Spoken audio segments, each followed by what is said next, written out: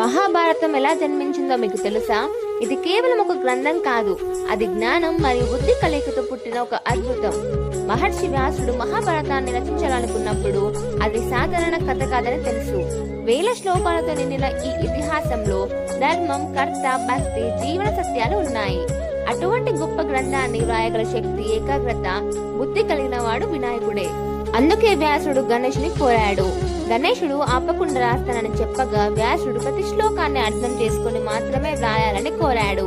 ఇలా జ్ఞానం అయిన వ్యాసుడు, బుద్ధి అయిన వినాయకుడు కలిసినప్పుడు మహాభారతం జన్మించింది. రాస్తూ ఉండగా గణేశుని కలం విరిగిన తన దంతాన్ని విడిచి రాయడం కొనసాగించాడు. ఈ త్యాగం ద్వారా మహాభారతం మనకు అందింది. ఇది జ్ఞానం, బుద్ధి, త్యాగం కలిసిన మహాగాథ. గణేశుడంటే మీకు ఇష్టమైతే కామెంట్ లో జై గణేశ అని రాయండి. మీకు ఈ కథ నచ్చినట్లయితే లైక్ చేయండి, అలాగే మా ఛానల్ సబ్స్క్రైబ్ చేసుకోండి.